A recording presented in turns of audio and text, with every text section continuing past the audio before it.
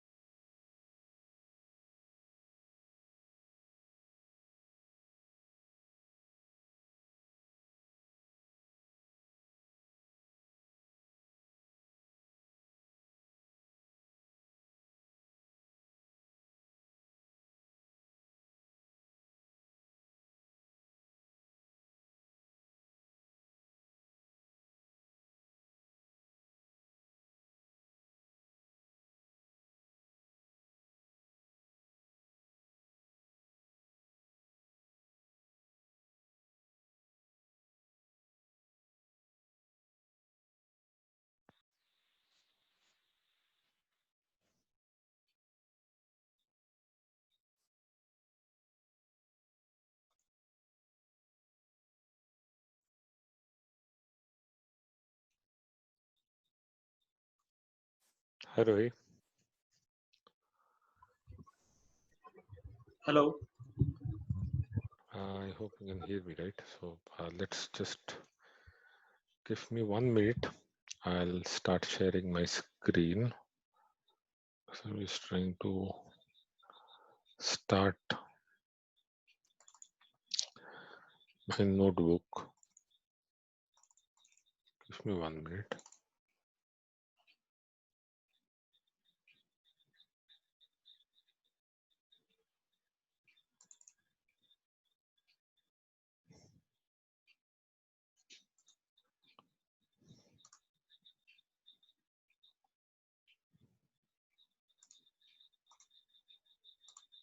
Yeah. I believe my screen is visible, right? So we will start with the next set of things as of today. That will be multiple linear regression. So that's why I've renamed the file now. I'm actually calling it linear regression rather than simple or multiple. We'll start with the same data set, then we'll try to use something more. So let me open the notebook.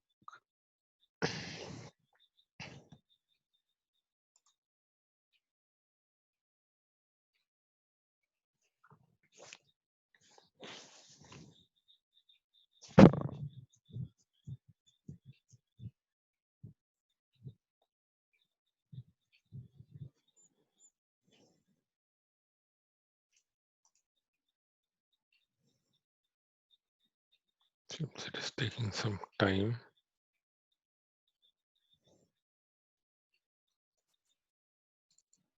Not sure why. Yeah, it's open now. Let me just, although I didn't need it.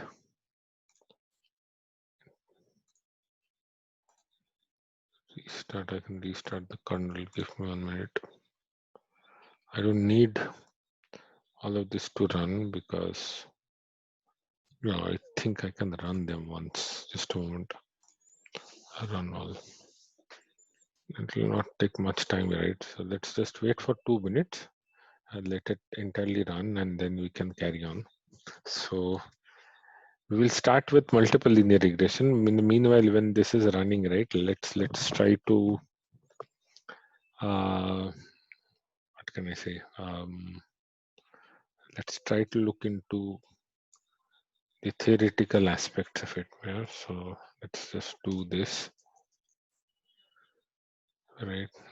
Let's create few cells over here so that I can explain first and then we'll go. Right. So what we are going to do now is we are going to look into multiple linear regression. And how we do multiple linear regression is that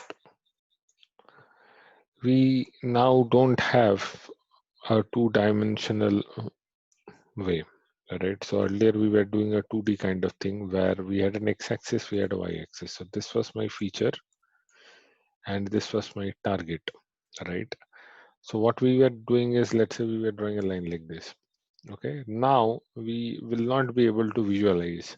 We will not be able to visualize what we do in case of multiple linear regression, because in case of multiple linear regression, what we are essentially going to do is to give you some mathematics is going to be, or maybe what I can do, it will be actually better if I do like this. Let me just close this and let me, give me 1 minute. Let me reopen this URL once. I'll reopen the URL, the same home path. Let me just reopen this, and then I'll open our, I'll go to this and I'll come here and I'll open my note. I'll open my notepad, and in this notepad, first of all, I'm going to rename it.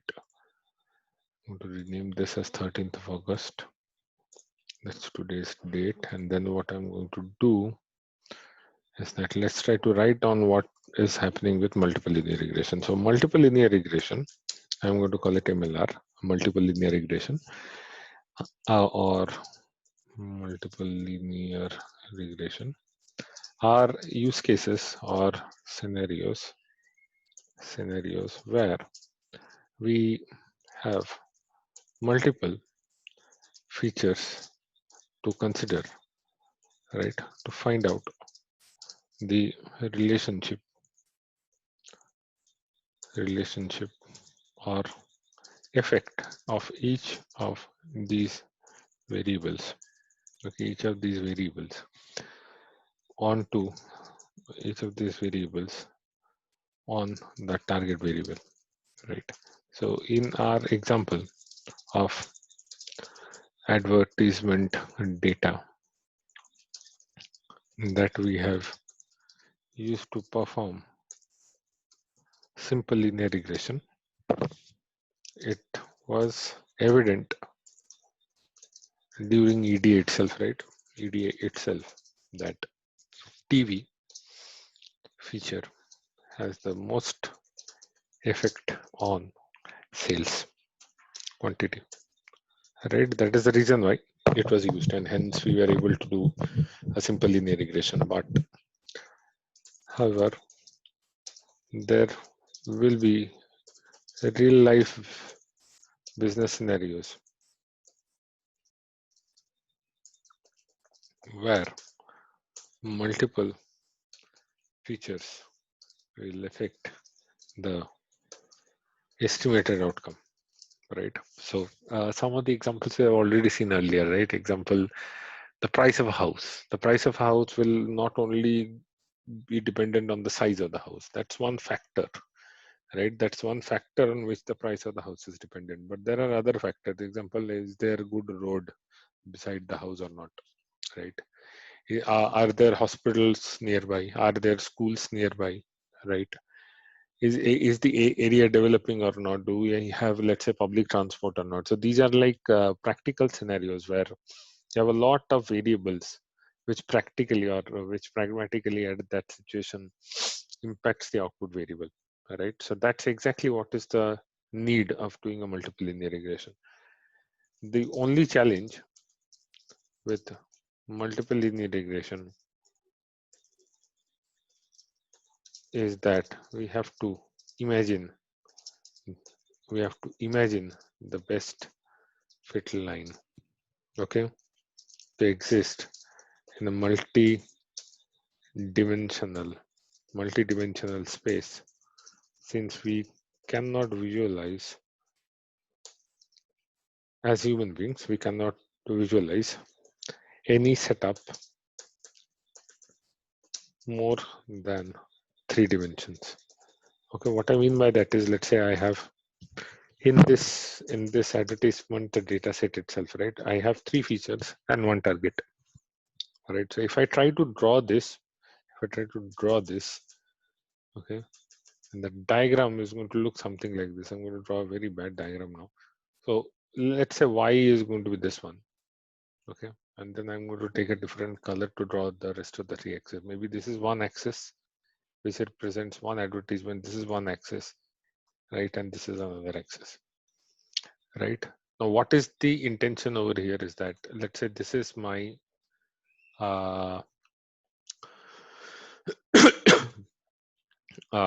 the sales. Okay, so this is my outcome, or maybe this is actually a wrong diagram. Why to draw it like this?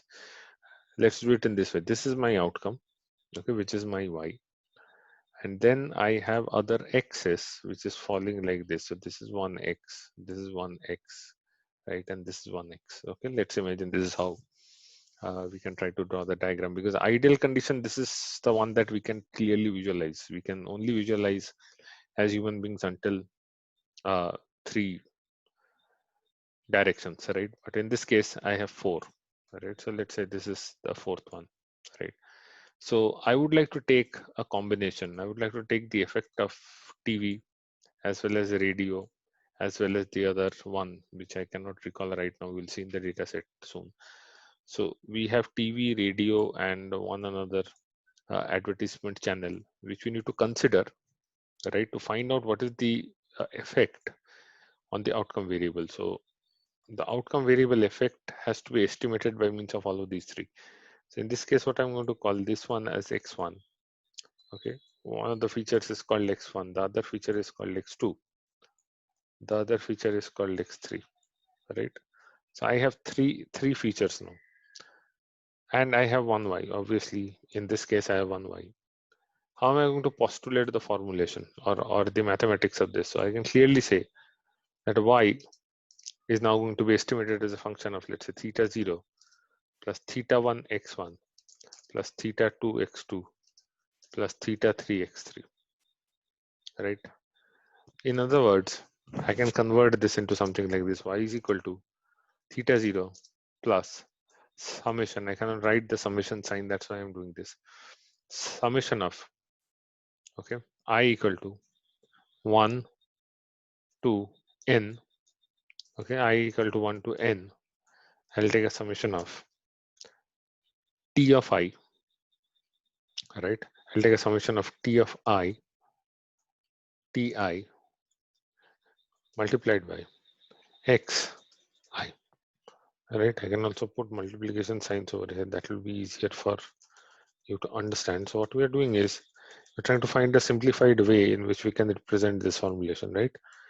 Now, if I do this, there's still some kind of a complexity. Why don't I say if t0 or theta 0 in this case can be considered equal to 0 in any practical scenario, if it is considered equal to 0, right, then my equation is going to be very simplified, because then this part is gone.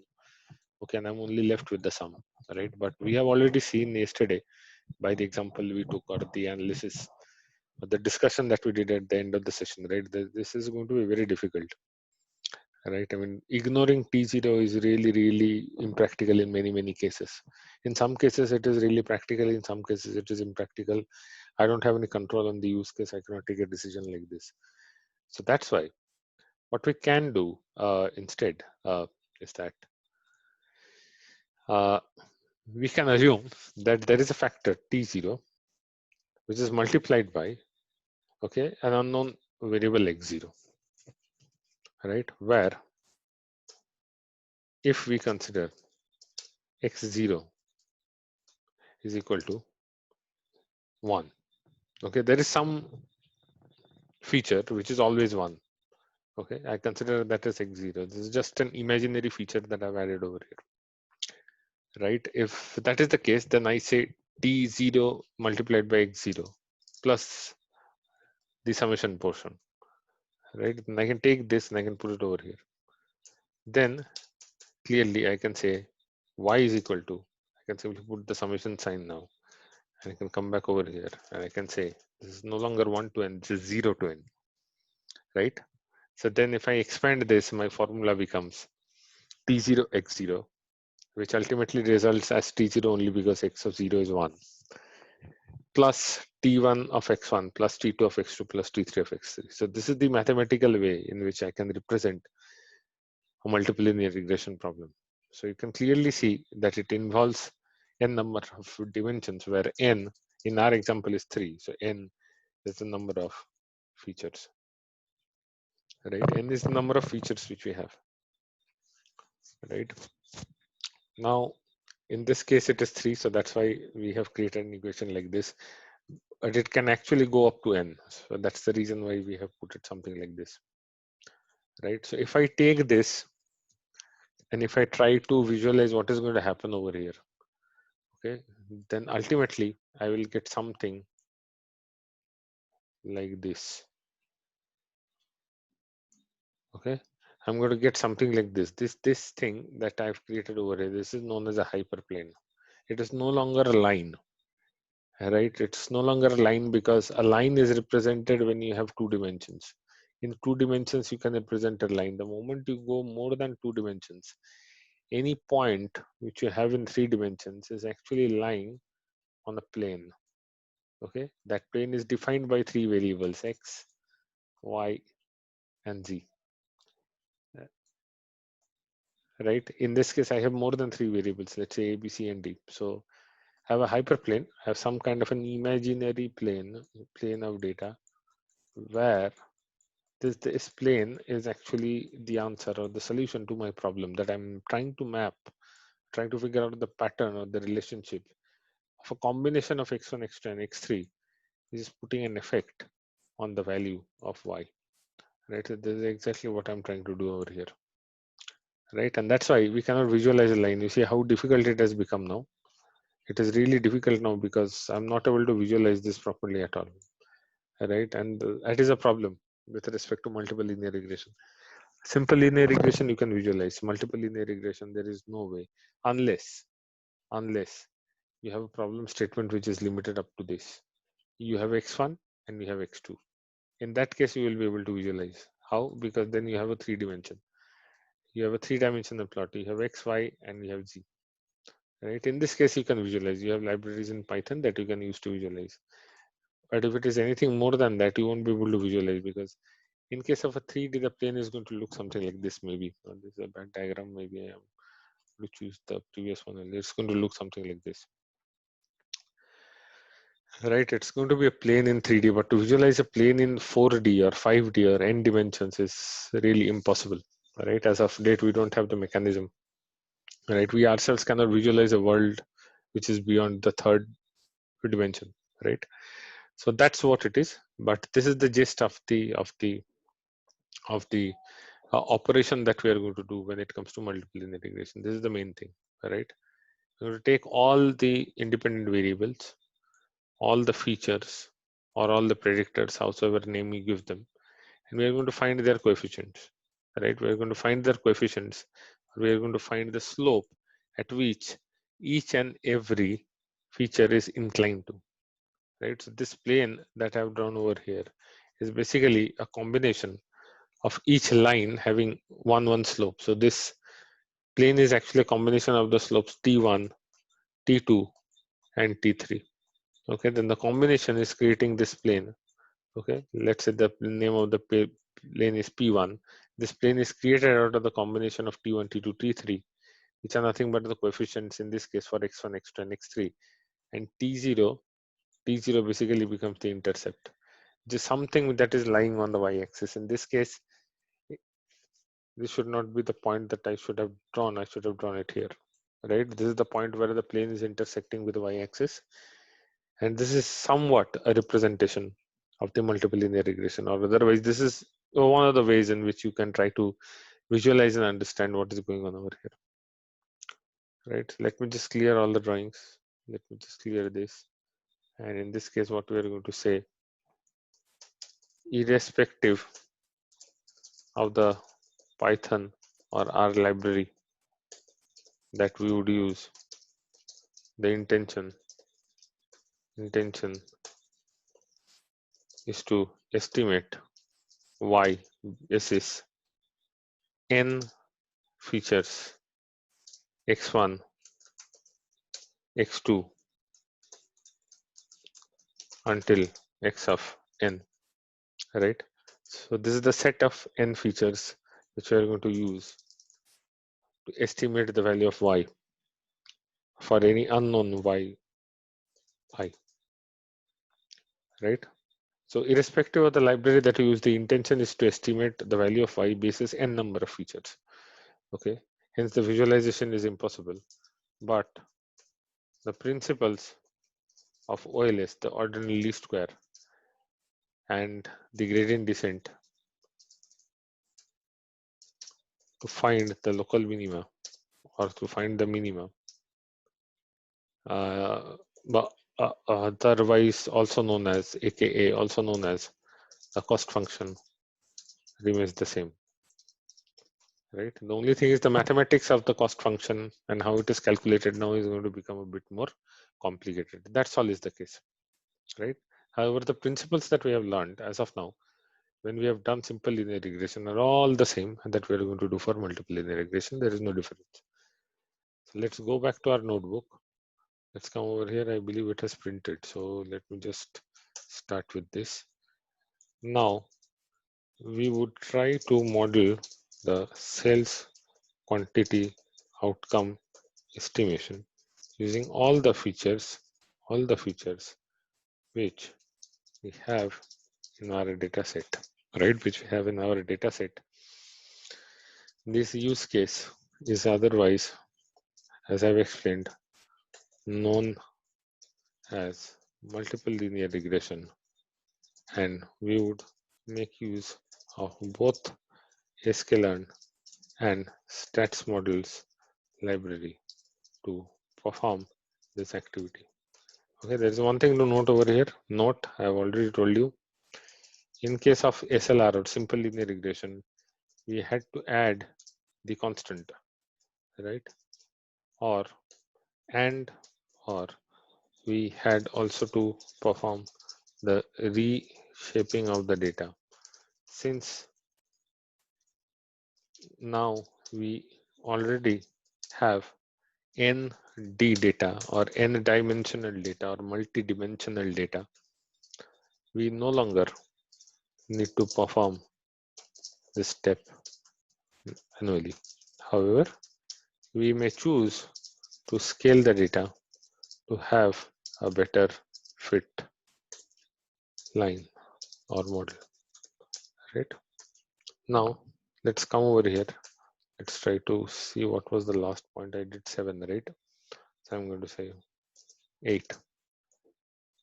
Multiple linear or regression analysis using all features. Okay, this is what we are going to do now. So if I'm going to do now my X and Y are going to change. Earlier my X was only TV, Y was only sales. X is going to change now. Okay, so let's again recreate my features and target series. Okay, so X becomes advertisement. This is my data set, right? This is my data frame. I'm going to take everything, right? But unfortunately, I have forgotten the names of the columns. So let me just look into the columns, right? Advertising, I believe, was there. Advertising. I think it was advertising only, right? Let me just see. I've forgotten the name. Let me just see what. Advertising. Yeah, it is advertising. It is advertising. So I can do this, right? So I have got this TV, radio, newspaper. Sorry, the third one was newspaper. So I'm going to take this over here. Now I have multiple columns. Okay, because I have multiple columns, I can't simply say like one column and another column and another column. This is not how Pandas is going to read. It's going to need a list of the columns here, right? So that's exactly what I'm going to do. I'm going to pass the list of columns, TV, radio, newspaper into X, and Y actually remains the same, advertising, and this becomes sales, right? I just have to change the name over here, otherwise it is going to throw an error. So that's how I'm able to create this, right? Let's again, just a moment. Again, we will break the data into training and testing sets, right? So what we are going to do, X train, X test, Y train, Y test is equal to train, test, split. I'm going to say X comma Y comma test size is equal to 0.7 and random state is equal to 101. Right, now that I have got training and testing data, now I'm not going to do anything more. I'm just going to create the model. Okay, I'm going to do that. I need a new object, multiple linear regression. I'm going to call it MLR. Right, multiple linear regression, MLR is equal to linear regression, and I have created the object. Okay, so this is the object to perform the fitting of the model. The fitting to perform fitting the model. Okay, so what I'm going to do now, MLR dot fit. I have to pass the training data, right? So I have to do X train and Y train, right? I have created the model by doing the fit of the data, right? So it has already given me this output. Usually this output comes with variables. I don't know why it is not coming on my notebook. Usually it tells us the variables or the hyperparameters that we have used, or it has used part of the mathematics inside. Please don't worry right now about what is a hyperparameter. We will look into in depth later on, right? These are simply, you can say, the keys which are there inside a model that you can churn at a later stage. We're going to look at statistical models where we can churn those keys to make our prediction or our estimation even better, right? So that's exactly what this is. Give me 1 minute. I'll just put this thing into, yeah. Okay, so now that we have got the model, okay, what we are going to do is that we are going to look at the summary. What is the output? Now, linear regression was a class from scikit-learn, right? It is not stats model that is going to give you a very nice output. It's going to tell you whatever is going on inside it. All we can get in this case are the values, intercepts, and the coefficients, right? Let's get the intercepts first. Okay, so let's get the intercept. There will be only one intercept, so let's get the intercept. The intercept is going to be what? Theta 0, right? So the intercept is going to be, I don't have to print, MLR dot intercept. This variable is going to give me the intercept. I don't know why it, yeah, right. So this is the intercept now. It is giving me an intercept of 4.99, so I can consider it equal to 5 as well, right? And what is going to be the slopes? Let's get the, get the coefficients or slopes, right? So this will be what? Theta 1, theta 2, theta 3, right? This is exactly what it is going to be. Even better, let me just copy this because it should not be causing any confusion for you. So this should be theta 1, theta 2, and theta t corresponding to each of the 3 features, right? So I have got the intercept. Now I'm going to get the slopes. The slope is going to be MLR dot COEFF. This should give me the coefficient. I think it was single F. Yeah. So it has given me an array. All right. It has given me an array of these 3 intercepts, of these 3 coefficients. All right. So how do I know which one is for what?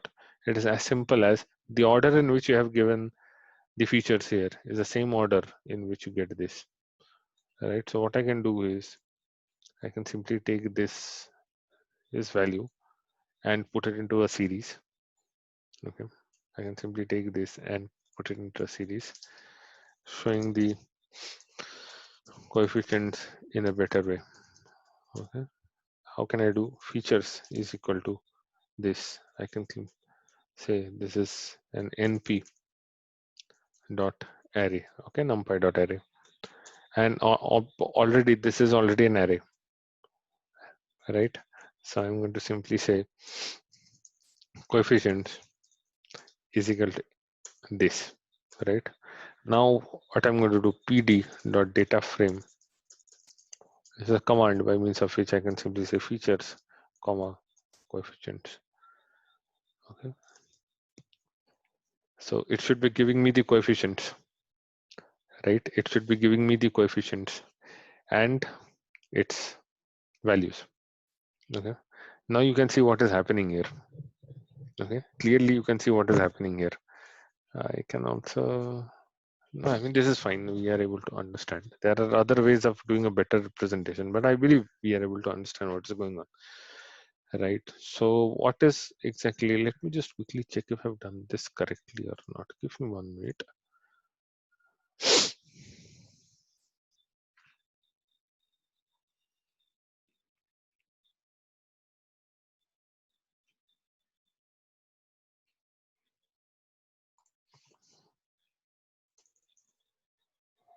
Let's look into the documentation or maybe something on Google.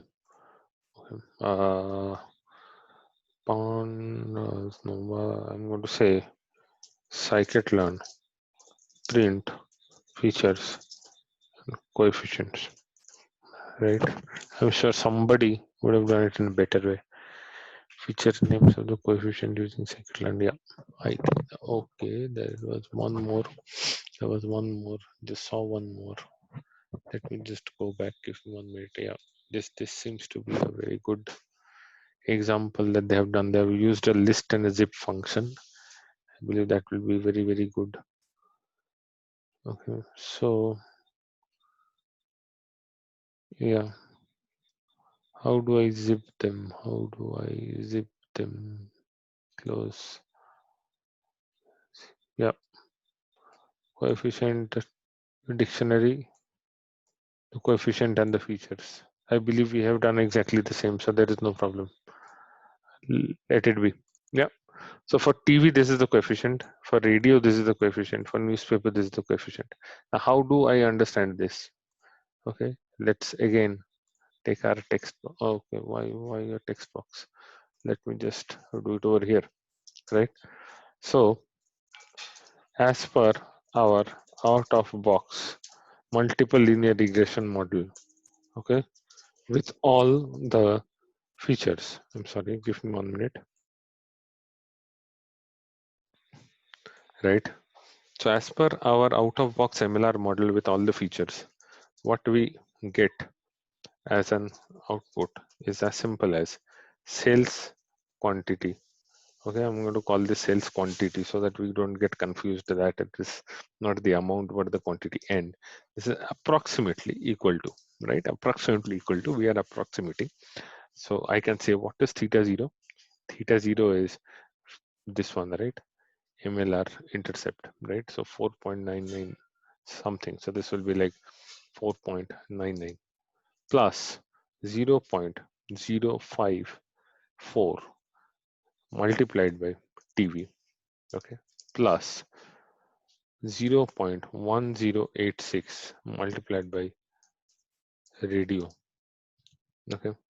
So why did I put a bracket over here? Should be 0, right? 0 point this, and in the end I'm going to say plus, oh no, this will be minus, right? Minus 0.016.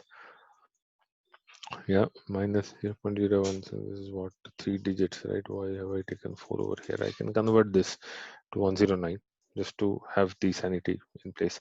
And then for this will be newspaper. Okay. This model is so because now we are considering, okay, considering the effect on sales quantity of all the features and not a singular feature. Okay, why did I write this line? Okay, if you look at this thing now, you can clearly see this coefficient is actually smaller than this coefficient. So people might come under this impression that TV is no longer as useful as radio.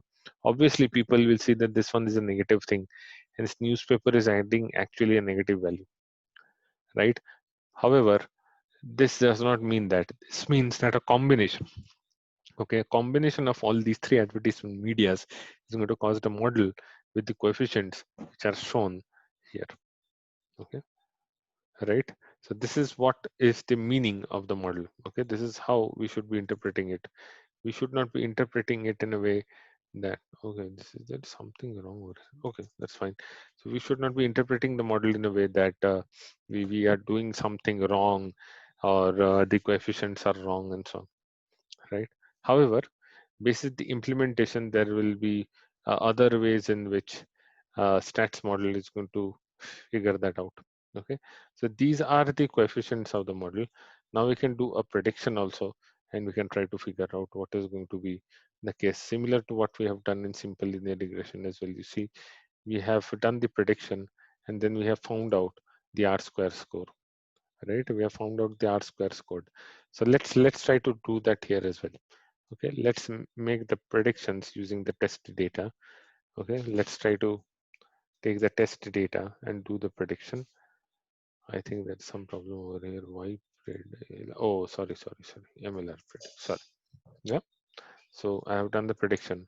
Let me just do the R-square value again. I'm going to copy the code so that I don't have to write it. I'm just going to take this code from here, and I'm going to come down. I'm going to come down, and I'm going to say, I want to know what is the R-square score. In this case, I actually get a model which is 0.89.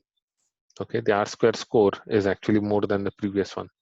If you remember what we have discussed, I increase the number of features, I increase the R-square score. And this is exactly the reason why I need to look at the adjusted R-square value, right? Adjusted R-square value is what needs to be looked into, right? Adjusted R-square is actually better in this case because clearly, without doing any scaling, without doing any modifications, without doing any other change out of the box, okay, out of the box, I used a model, I created a model using multiple features, and the R-square value is increased. This does not mean, my friend, that the model that we have created now is actually better. It does not mean that. Okay, it is a misguidance, and that misguidance will come as long as we continue using R-square score. Okay, we have to use something better. Let's try to see if there is adjusted R-square score, adjusted R-square score in scikit-learn. Okay, it has already come in the search bar. Very good. Let me try to see if there is a metric which they provide. Okay, R2 score. Okay, this is what they are trying to find out. Adjusted R-square, how I can find out? How can I find out the adjusted R-square is the question, right? So this is the formula, right? This is the formula. We have already seen the formula earlier, if you remember. I'm just going to make a copy paste. I'm going to take this formula. I'm going to come over here. I'm going to say, let's finally look into the adjusted R square. Okay. So I'm going to paste this over here, and I'm going to fix this. Okay. ADG underscore R2. I'm going to call this, and then I'm going to store this value. Okay, maybe I don't want to store this value. I'm simply going to put it over here, right? I'm simply going to put it over here like this. Okay, R square value is put there.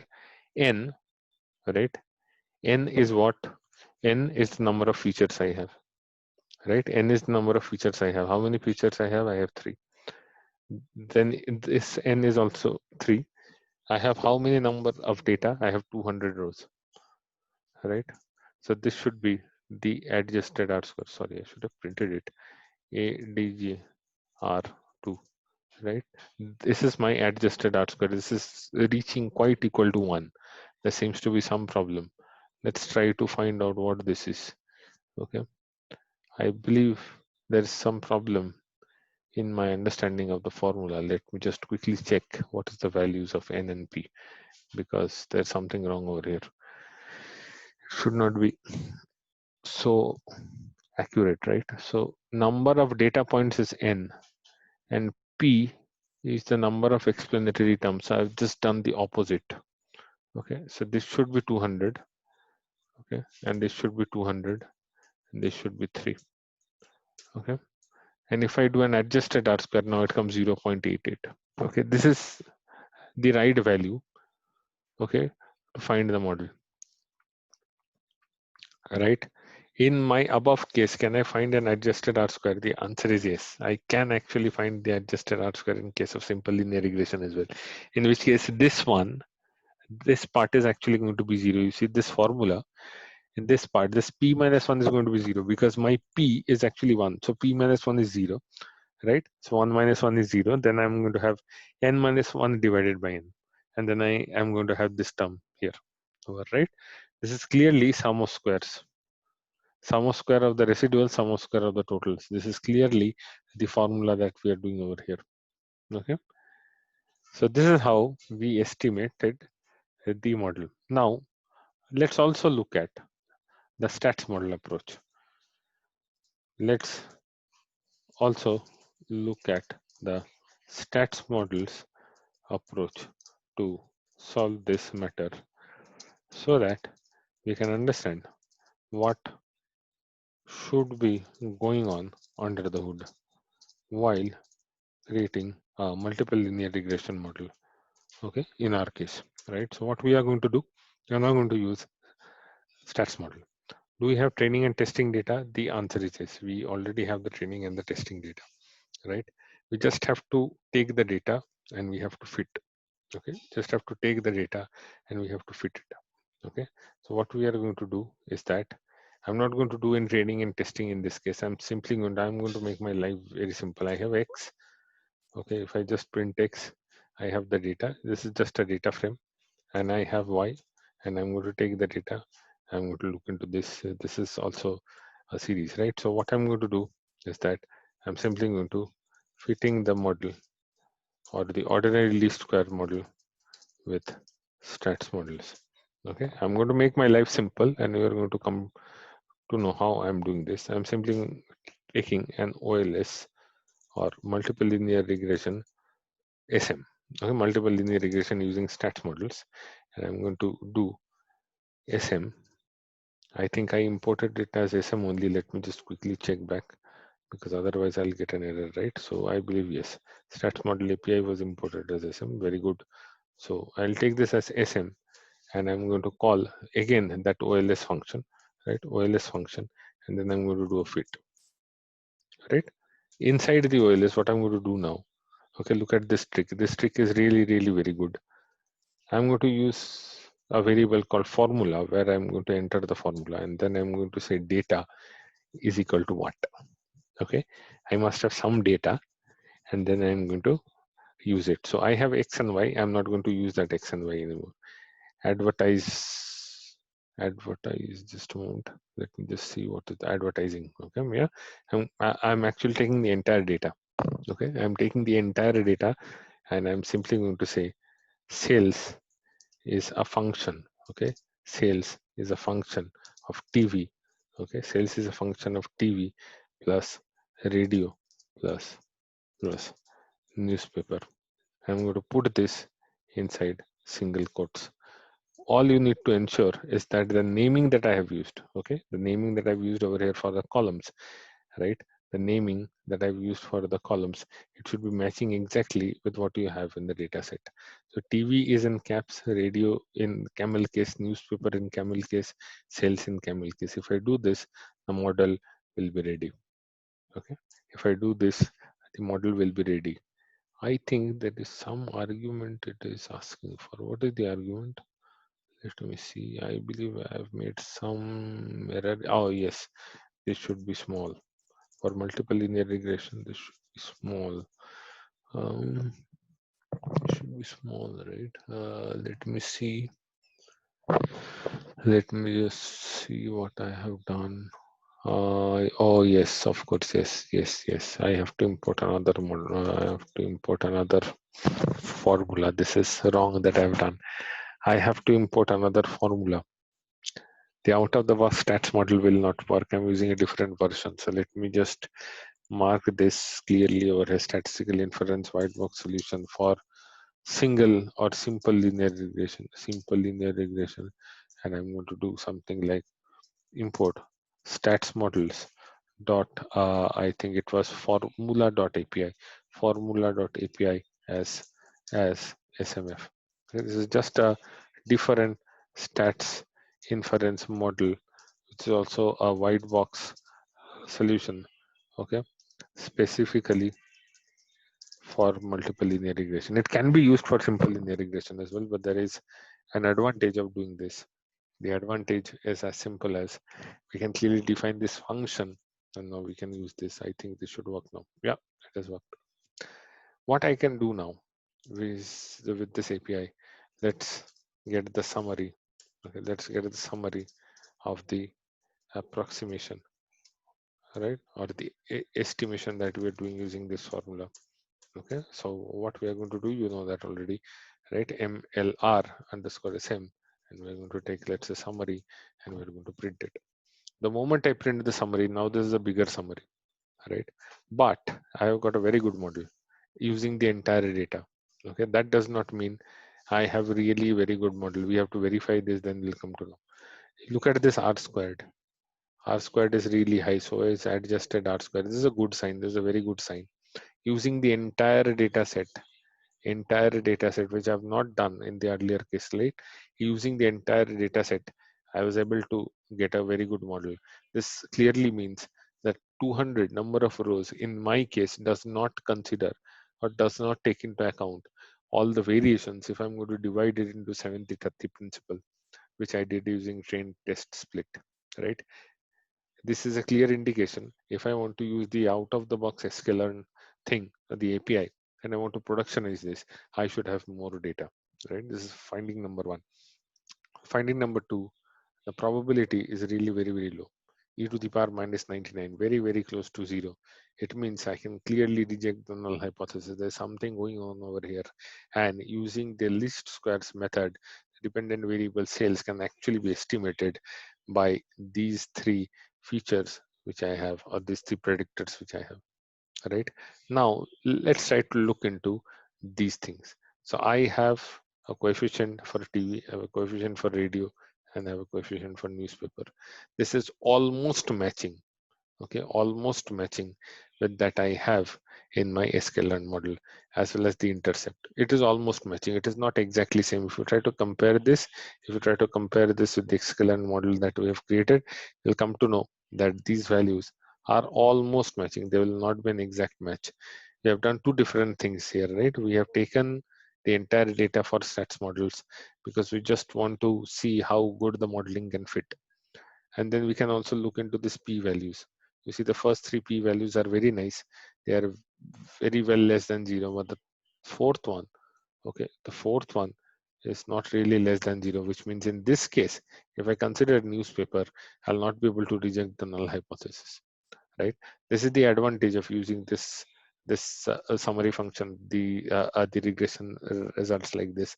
I can get a lot of information out of this, right?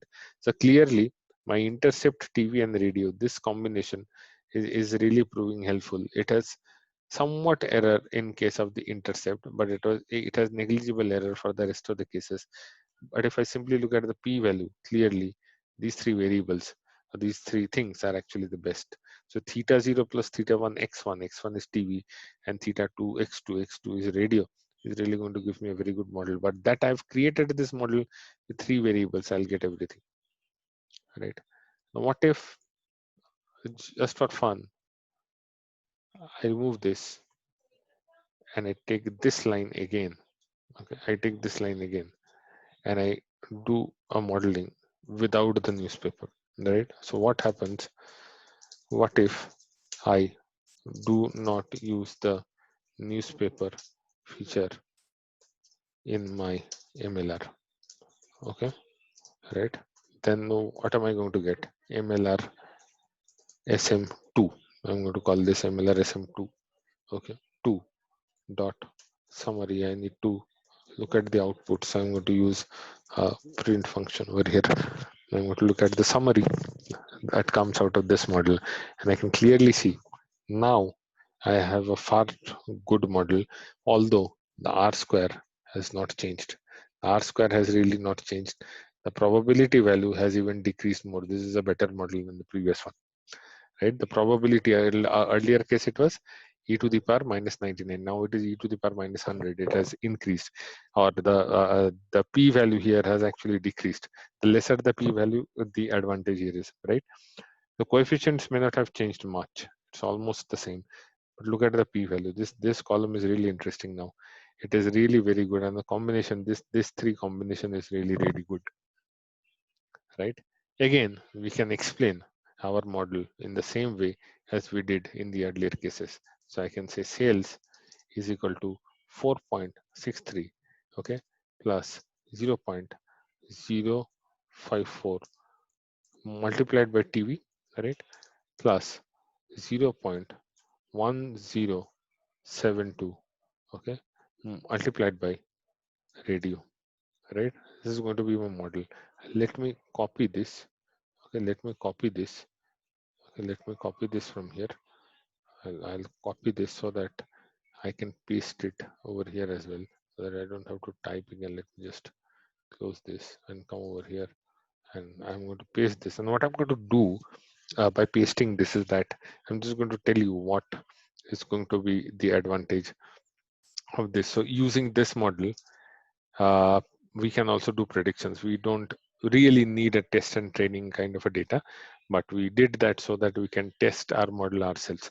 So let's find the okay, let's find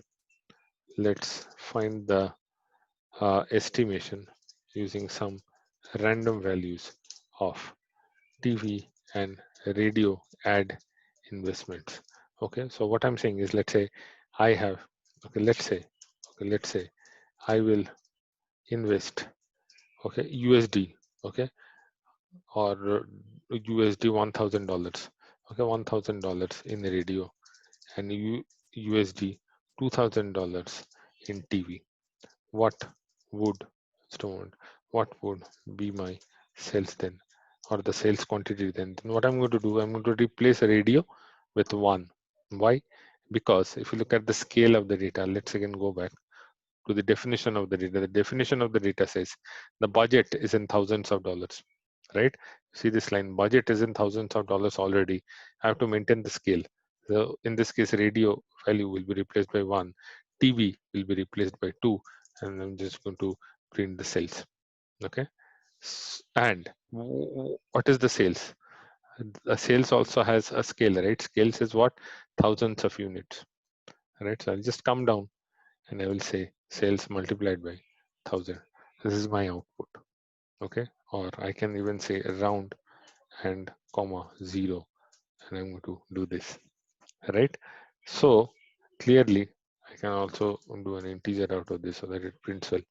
So if I have 1000 USD investment in radio advertisements and 2000 USD investment in TV advertisement, as per this model, I will sell 4,845 units. Okay, 4,845 units of my item. Okay, this is how you're going to explain your model to your end user, right? What happens if you take the TV? Okay, what happens? Oh, sorry, what happens when you take the newspaper? Okay, so I'm just going to say in front of TV, I'm going to say newspaper, comma, TV and radio. I'll invest, let's say, USD 3,000 or 1,500 in newspaper ad. Okay, in the newspaper ad, I have to get my that model, the earlier model. So it is 4.62. I will write this 4.63. Okay, 0.054, 0.054. Then I have radio 0.1070. I'll change this 1070, and then I have the one for a newspaper was how much? Newspaper was this much. Okay, so I'll just take a copy paste.